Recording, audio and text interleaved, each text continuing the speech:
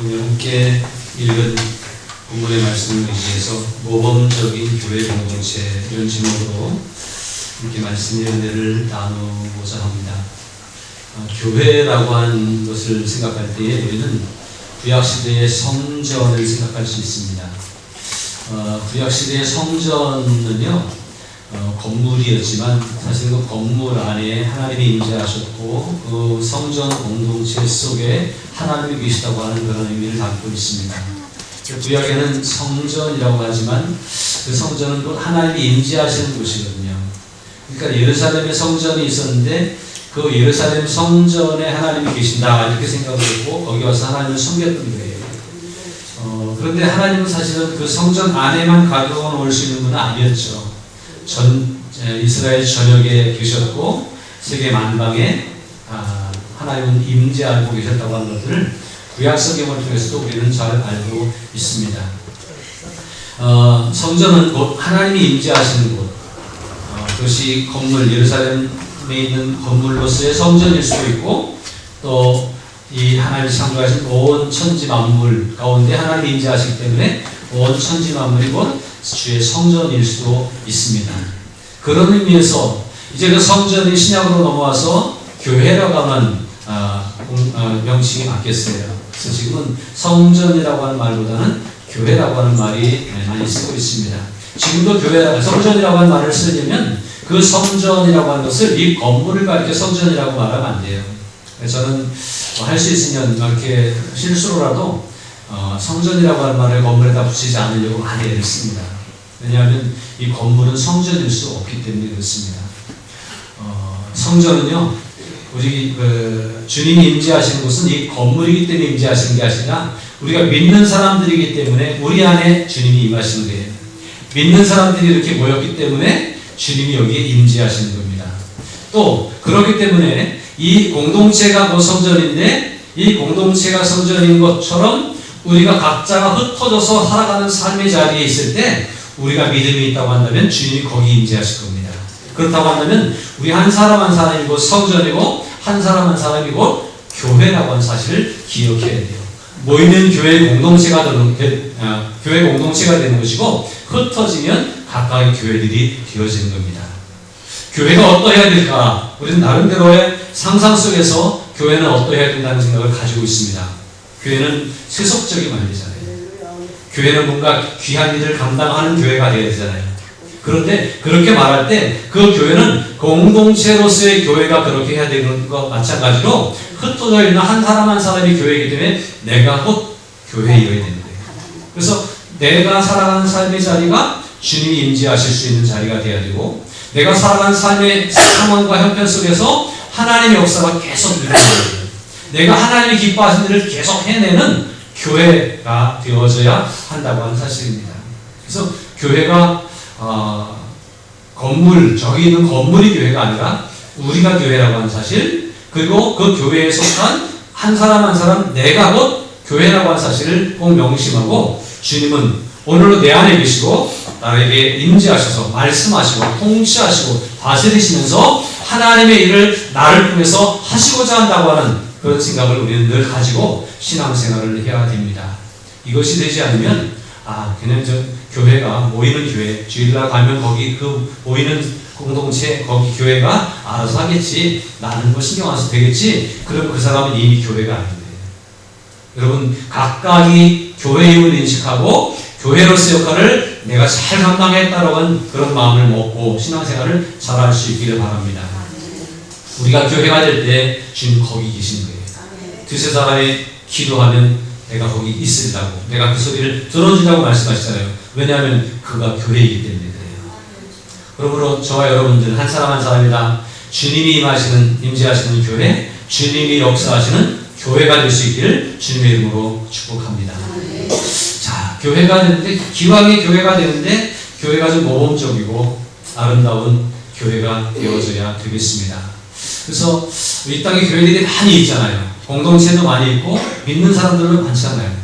우리들이 정말 모범적으로 신앙생활을 잘하고 하나님이 기뻐하시는 그런 모범적인 교회를 이루는 우리들이 되어져야 할 거예요.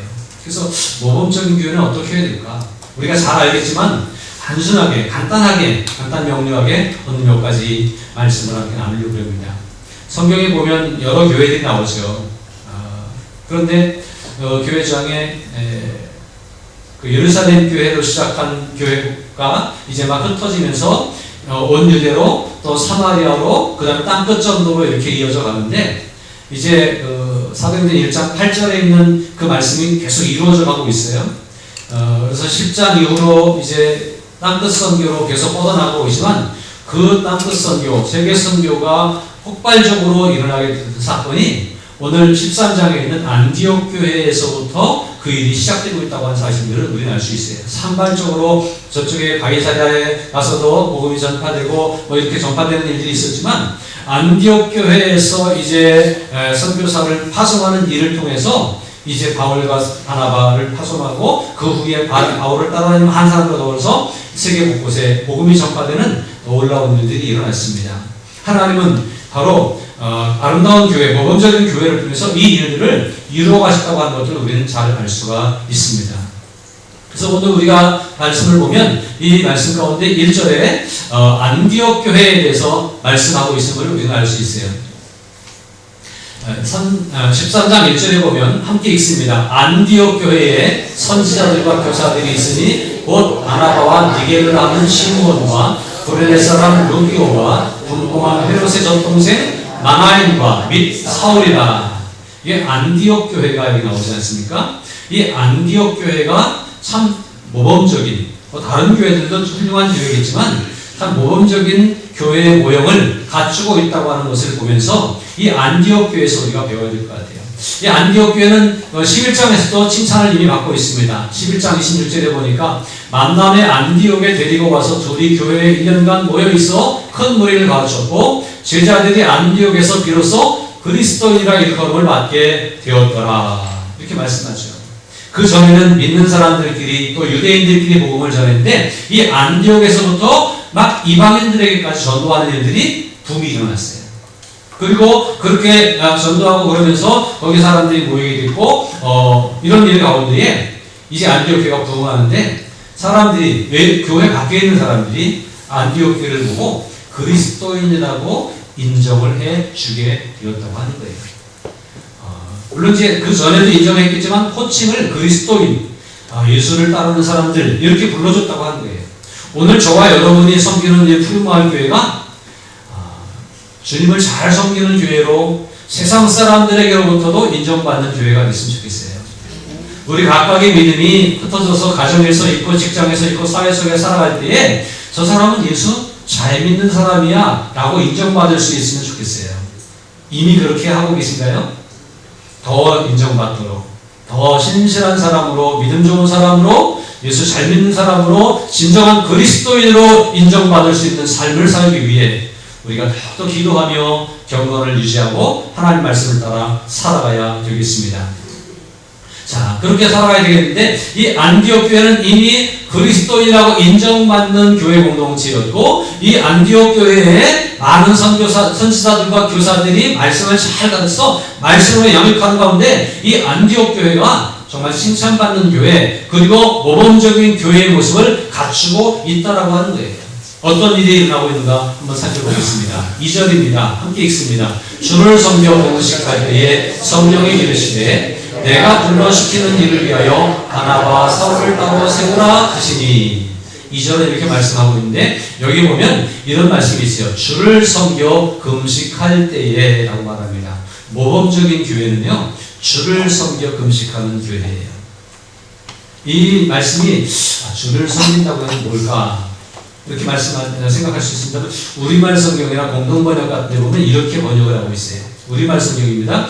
그들이 주께 예배드리며 금식하고 있을 때 여러분 주를 섬겨 금식하였다고 한 주를 섬긴다고 하는 의미가 뭐 했다고 하는 얘기냐면 주께 예배드렸다라고 하는 얘기예요.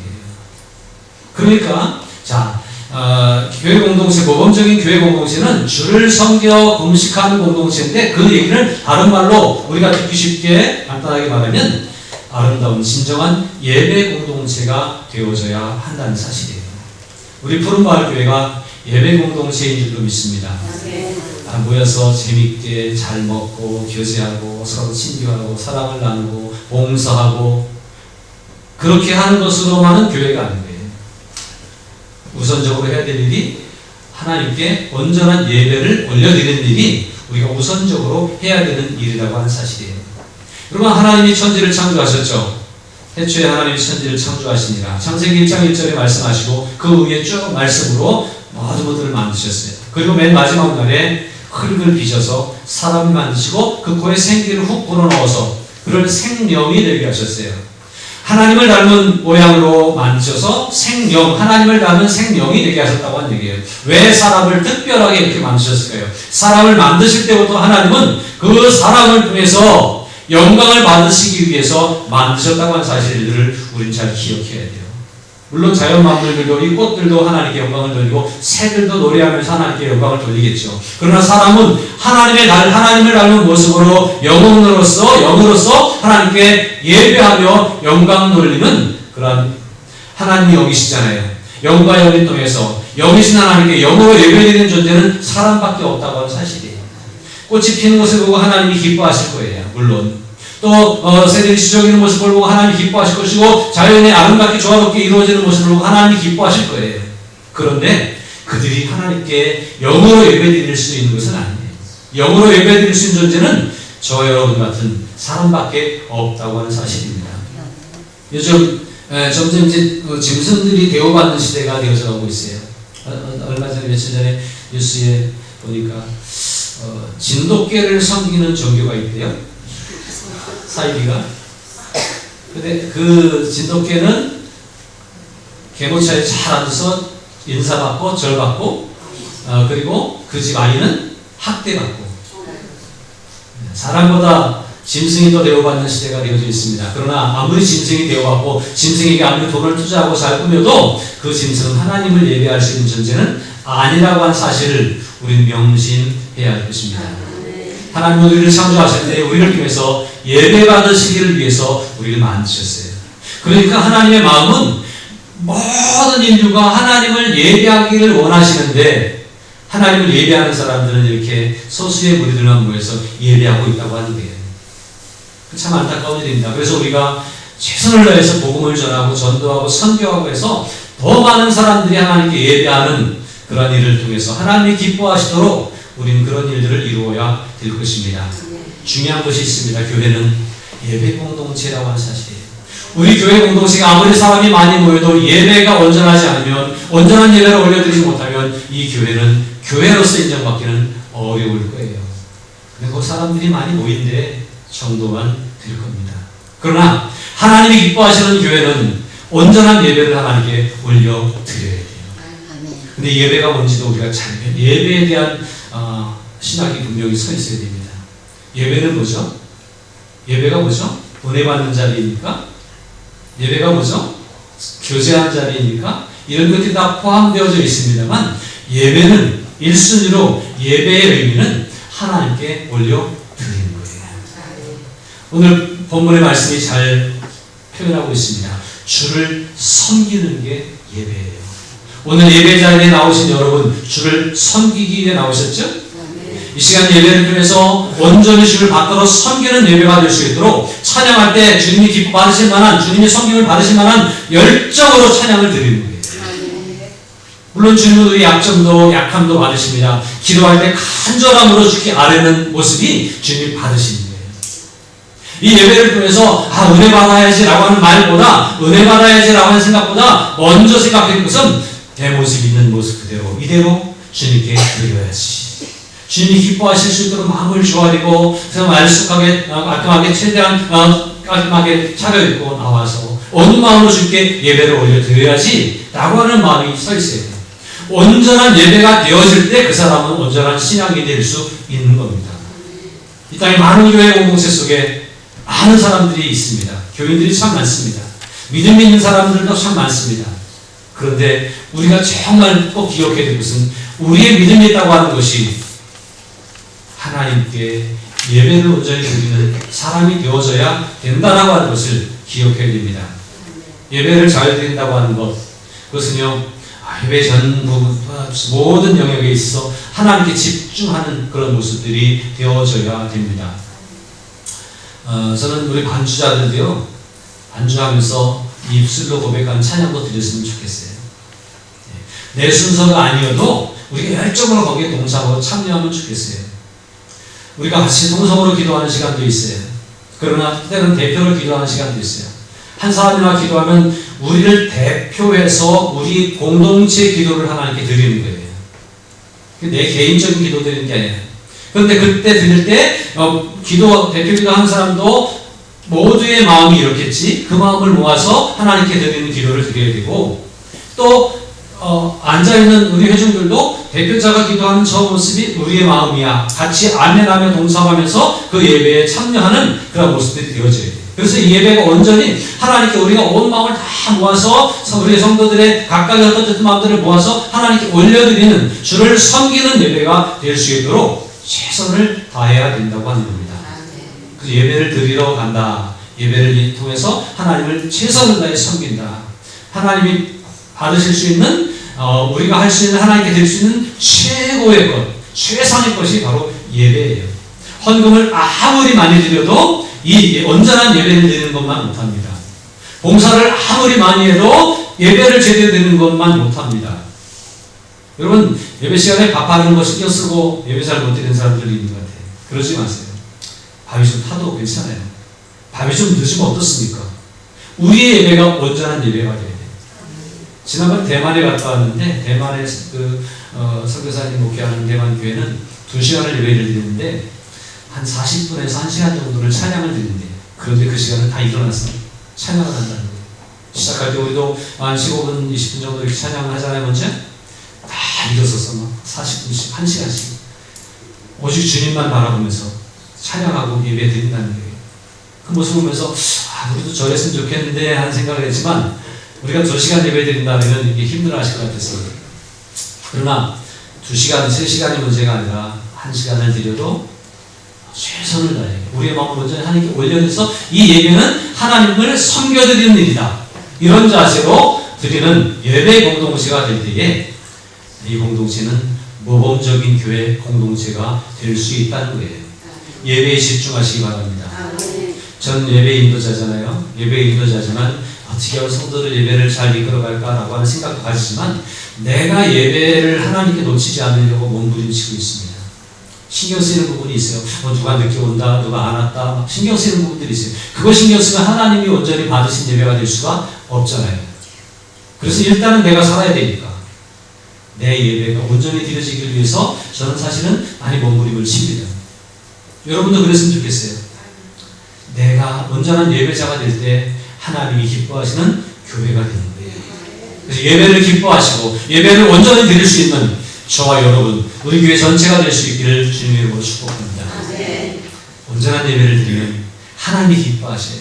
하나님이 기뻐하시면 은혜를 쏟아 부어 주시게 되어져 있습니다. 자, 두 번째로 하나 더 말씀드릴게요. 이렇게 주를 섬겨 금식하며 온전한 예배를 드릴 때에 성령의 지시하심, 성령의 감동을 받게 되는 거예요.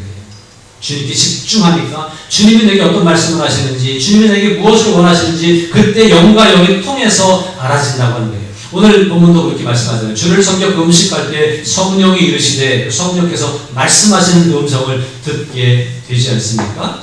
예배를 드릴 때마다 주님이 내게 어떻게 임재하시는지를 경험하고, 주님이 나를 꼭 안아주시더라, 주님이 내게 이렇게 말씀하시더라. 어제 다니엘 기도에 간증을 듣다 보니까 권호중 집사님, 주께서 가서 전하라고 하는 말을 막 하셔서 순종했다고 하는 그런 말을 들었어요. 주님이 그렇게 말씀하시는, 주님이 그렇게 간섭해 주시는 것들을 온전한 예배를 드릴 때에 우리가 경험할 수가 있다고 하는 사실이에요. 우리가 그런 경험이 매 예배 시간마다 있기를 바랍니다. 두 번째로, 온전한 예배, 건강한 예배, 온전한 교회, 모범적인 교회는요, 어떤 교회냐면요, 이런 교회입니다. 오늘 여기 2절에 보니까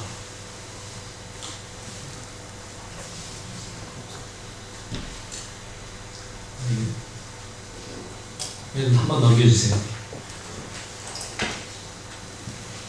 따로 세우라 그랬죠? 예. 따로 세우라.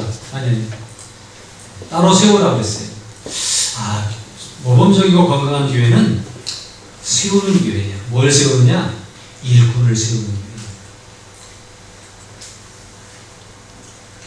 안디옥 교회에서는 언제나 예배를 하나님께 계속 예배를 드릴 때 하나님의 음성을 듣습니다. 성령의 감동을 받습니다. 뭐라고 그러세요? 바나바와 사울을 세워라. 따로 세워라. 일꾼으로 세워라. 그러니 물론 많은 일꾼들이 있어요. 앞에 1절에 보면 여러 일꾼들이 있어요. 그 중에 바나바와 사울을 따로 세우라 라고 하는 말씀을 했어요. 이 말씀을 보는 저에게 하나님이 주신 감동은 교회는 일꾼이 세워지는 교회여야 돼요. 사람이 많이 모였어요. 은혜 받는 곳으로 끝났어요. 그럼 교회는 교회로서의 역할을 감당할 수가 없습니다. 교회 안에는 다양한 일꾼들이 많이 있어야 돼요. 말씀을 전하는 사역자로서의 일꾼들도 필요합니다. 저는 요즘 대한민국의 교회를 많이 생각을 합니다. 한국 교회를 생각하면서 이 다음에 세월 좀 지나고 나면 말씀 사역자들이 줄어들겠다고 하는 생각을 하면서 속상함을 느낍니다. 왜 그렇죠? 신학교들이 미달이에요. 신학교를 졸업하는데 목회한다고 하는 사람들이 별로 없다는 거예요. 신학대학원을 나와야 돼서 신학대학원까지 졸업하는데도 목회가 자신이 없다는 거예요. 목회를 안 한다는 거예요. 옛날에는요, 그리고 목사님들이 계십니다만 직장생활 잘 하시다가도 주님이 부르셔서 그냥 가서 헌신했거든요. 근데 지금은 점점 그렇지 않아요. 그래서 목회자가 아직은 있어요. 근데 이 다음에 제가 은퇴할 때쯤 목회자가 있을까? 그런 염려가 들기도 해요. 괜한 걱정일까요? 현실을 바라보면 그렇습니다. 그래서 지금 기도하고 있어요. 하나님, 일꾼들이 계속 세워지게 해주세요. 돌아온 금요일날 청년들이 모여서 기도하는 가운데 거기서 은혜 받는 사람들이 주의적으로 헌신하는 사람들이 많이 나오면 좋겠어요. 필요하지 않습니까? 목회가 쉽지 않습니다. 목사가 대접받는 세상도 아닙니다. 그렇지만 꼭 필요한 존재예요. 일꾼들이 세워져야 돼요. 우리 교회는 아직까지 제가 목회하면서 여기서 신학을 가는 사람이 한 번도 없어요. 그래서 뭐 했나 싶기도 해요. 어떤 교회는 여기 주찬의 교회는 아주 작은 교회인데 신학생을 많이 배출하고 막 그랬는데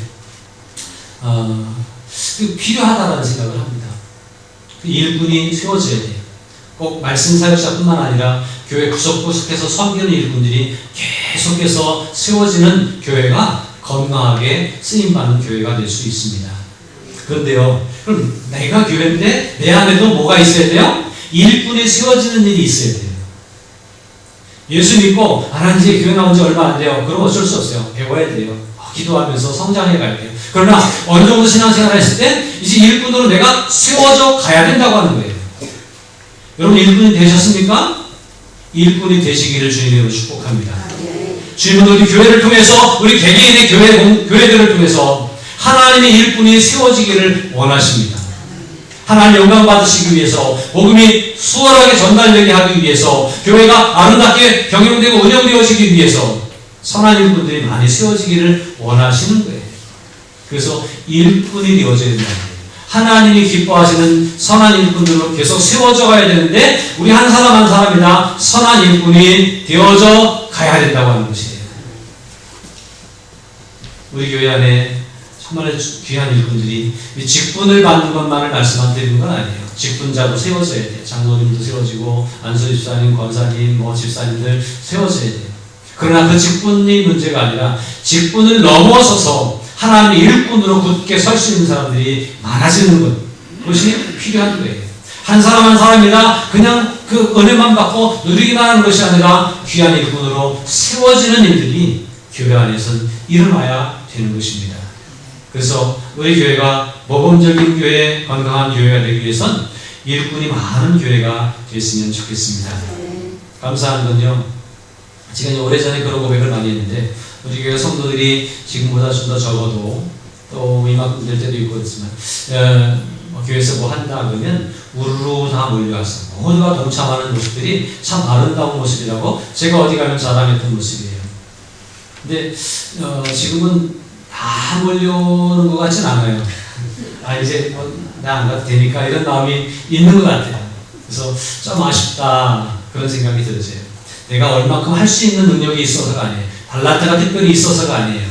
주님 앞에 이 마음을 헌신하여 드릴 수 있다고 한다면, 있는 모습 이대로 쓰임받을 수 있다면, 그러면서 함께 모든 일에 동참할 수 있다면 그것은 귀한 하나님의 일꾼이 될 수 있는 것입니다. 그러므로 이런 일꾼의 모습이 저와 여러분들에게 있기를 바랍니다. 일꾼이 이렇게 세워지는 교회가 좋은 교회, 건강한 교회, 모범적인 교회라고 하는 사실을 기억하면서 일꾼 좀 세워줬으면 좋겠다. 일꾼 좀 돼. 옆에 사람 찌를 게 아니라 내가 먼저 일꾼 돼야지 마음 먹는다고 한다면 그 사람은 하나님 앞에 인정받는 교회가 될 것이고, 그 사람이 속한 공동체는 하나님 앞에 인정받는 공동체가 될 줄로 믿습니다. 마지막 3절입니다. 이에 금식하며 기도하고 두 사람에게 안수하여 보내니라 말씀하고 있죠. 여기 보니까 바울과 바나바를 세우라고 했잖아요. 그들을 찍어서 안수하여 보냈어요. 그래서 이 모습을 보면서 교회는요, 건강한 교회는 보내는 일을 잘해야 돼요. 보내는 교회가 건강한 교회입니다. 이스라엘에 가면 호수가, 큰 호수가 두 개가 있는데, 하나는 갈릴리호수라고 해요. 갈릴리호수는 저 위에서부터 흐르는 그 물을 받아서 간직하다가 또 밑으로 내려버립니다. 여기는 많은 생명체들이 살고 있습니다. 받을 뿐만 아니라 흘려버리기 때문에 그렇다는 거예요. 그 밑으로 쭉 내려가면 저 밑에 사해라고 하는 호수인데 바다라고 불릴 수 있는 거예요. 사해는 말 그대로 죽은 바다예요. 생명체가 살 수 없는 바다예요. 생명체가 살 수 없는 이유는 뒤로 흘러나가는 데가 없다는 거예요. 들어오는 물은 있는데 나가는 물이 없다는 거예요. 그래서 여기가 우리 생명이 살 수 있는 곳이 된다. 이런 교훈을 우리가 얻습니다. 그런데요, 그것처럼 교회는요, 계속 사람이 들어와야 돼요. 또 사람들이 계속 파송되고 계속 보내져야 돼요. 사람이 보내지는 것뿐만 아니라 물질도 보내져야 돼요. 기도도 보내져야 돼요. 계속 우리 교회만을 위한 교회가 아니라 계속 밖으로 내보낼 수 있는, 복음의 영향력을 내보낼 수 있는 교회가 될 때 그 교회는 건강한 교회인데, 우리 교회는 시골 교회니까 성도들도 많이 내보내고 있습니다. 26년의 교회 역사 속에 이사간 사람들이 참 많아요. 그러니까 남아있는 사람보다 이사간 사람이 더 많은 거죠. 어쩔 수 없지 않습니까? 그런데 한편으로 생각해보면 그게 잘한 거예요. 그냥 우리는 꼭 붙들고 있고 싶었는데 하나님 자꾸 내보내셨어요. 왜? 우리도 살아있게 하시려고. 한 사람이 비면 또 허전하니까 더 기도하고 또 전도하고 그러려고 그러시지 않았나 하는 생각도 해봅니다. 그러나 어쨌거나 지금도 우리가 건강하게 성장하면서도 계속해서 내보내는 일에 관심을 가져야 돼요.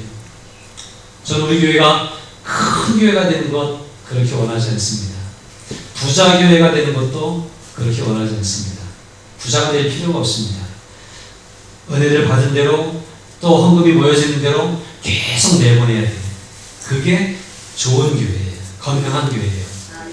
우리 교회 건물이 뭐 얼마짜리고 우리 땅이 얼마큼 있다고 그런 걸 자랑하는 교회는 한번 생각해 봐야 돼요. 얼마큼 내보내고 있는가. 내보내는 것보다 축적하는 게 많으면 비만이 되는 겁니다. 한국 사람들이 비만에 대한 그 기준치가 다른 나라보다 굉장히 더 예민하다고 그래요. 그 웬만한 사람은 비만이 아니에요. 진짜 비만한 사람도 외국 사람들 보면 있잖아요. 물론 우리나라도 그런 사람들이 늘어나고 있는데 그런 정도가 비만인데 여기 계신 분들 중에 많은 분들이 난 비만이야 라고 생각하는 분들이 있을 것 같아요. 제가 보니까 비만이신 분은 한 분도 안 계시네요. 지난 얼마 전에 건강검진을 갔는데 저한테도 체중 조절하라고 저 비만의 부위에 들어가는 게 아닌가 충격을 먹었습니다. 이제까지 살면서 처음 들은 얘기예요. 그런데요, 내보내야 되는데 배설도 하고 또는 어떤 에너지를 써서 땀도 내고 에너지를 써서 이게 우리가 출력을 많이 해야 되는데 그걸 못하고 계속 먹기만 하면 비만될 수밖에 없고 병 걸릴 수밖에 없잖아요. 몸이. 그것처럼 계속 활동해야 됩니다. 비만되지 않기 위해서 건강에 위험 신호를 받지 않기 위해서 계속 움직여야 됩니다. 여러분 건강하게 사시기 위해서 운동하시기 바랍니다. 그런데요, 교회도 마찬가지예요. 하나님의 은혜가 계속 임합니다. 하나님의 복이 계속 임합니다. 우리 교회 숫자가 늘어났어. 우리 교회 헌금 액수가 늘어났어. 우리 교회 재산이 늘어났어. 그건 좋은 일이 아니에요. 그거는 비만에 걸리는 일이고, 그것은 고인물이 썩듯이 썩어가는 징조이고 문제입니다. 교회는 계속 내보내야 돼요. 여기 보니까 두 사람에게 안수하여 보냈어요. 보통 우리 한국교회에서 안수 누가 하죠? 목사님들이 하죠? 근데 이 안디옥 교회에서 안수하여 보낼 때 누가 안수했을까요? 물론 거기 사역자들이 있었을 거예요. 사역자들이 있을 수도 있어요. 그러나 저는 마음 가운데 성도들이 바울과 바나바를 앞에 세워놓고 그들을 선교사로 파송하기 위해서 손을 들어 기도하면서 그들에게 안수하고 내보냈다라고 그렇게 여겨집니다. 이건 무슨 얘기입니까? 성도들의 마음을 모아 성도들의 힘을 다 집중해서 그들에게 실어주면서 그들에게 나가서 사역할 수 있도록 내보내줬다고 하는 거예요. 바울과 바나바가 안디옥에서 파송되어서 선교사로 나갔지만 그 바울과 바나바가 발걸으면 성도들의 마음이 다 담겨져 있는 거예요. 성도들의 기도가 다 담겨져 있는 거예요. 성도들이 정성을 다해 모은 헌금들이 계속 보내지는 거예요. 그러니까 안디옥 교회는 건강한 교회로 하나님께 칭찬받을 수 있었다라고 하는 사실입니다. 오늘 우리 교회는 이런 건강한 교회가 됐으면 좋겠습니다. 내보내는 걸 기뻐해야 돼요. 많이 크는 걸 기뻐하는 것보다 얼마나 내보냈는가를 기뻐할 수 있는 그런 마음으로 우리가 살아갈 때에 우리 교회는 좋은 교회가 된 겁니다. 교회뿐 아닙니다. 개인적인 삶도 마찬가지입니다. 과거에 비하면 10년 전에 비하면 20년 전에 비하면 우리의 생활 수준이 굉장히 업그레이드가 되어져 있습니다.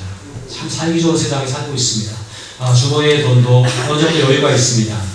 그것으로 기뻐할 것이 아니라 나는 얼마나 내보내고 있는가에 대해서 기뻐해야 돼. 우리 집에 뭐 좋은 거 사놓는 거, 우리 자식에게 뭐 좋은 거 해주는 거, 그게 내보내는 게 아니에요. 나와 관계없는 다른 사람들에게 하나님의 어떤 일들을 위해서 얼마나 내보내고 있는가를 생각해 보면서 내가 건강한 신앙이라고 한다면, 내가 온전한 건강한 교회로서의 사람이라고 한다면 내보내는 것을 즐거워하고 내보내는 일을 자꾸 늘려갈 수 있어요. 그 하나님이 기뻐하실 거예요. 많이 흘려보내세요. 많이 흘려보내려면 많이 공급을 받아야 돼요. 많이 흘려보낼수록 하나님이 많이 공급해 주시지 않겠습니까? 저는 그렇게 믿습니다. 우리 교회가 많이 흘려보낼수록 하나님은 우리에게 일꾼도 보내주시고 재정도 부어주시고 함께 해주시라고 믿어요. 그러나 그것들이 모였을 때에 그것이 여기 축적되고 있는 것이 아니라 비만 걸리지 않게 해서 계속 내보낼 때 하나님은 우리를 통해서 귀한 일들을, 큰 일들을 하게 하실 줄로 믿습니다. 그런 일들 잘 감당하면 좋은 교회 아니에요? 건강한 교회 아니에요? 건물을 크게 짓는 교회가 좋은 교회가 아니라, 사람들이 많이 모이는 교회가 좋은 교회가 아니라 그 이상으로 내보내면서 하나님의 기뻐하신 일들을 감당하는 교회가 좋은 교회이고, 이 마지막 시대에 정말 꼭 필요한 교회인 줄로 믿습니다. 이런 일을 위해서 우리가 함께 모일 때마다 노력하십시다. 기도하십시다.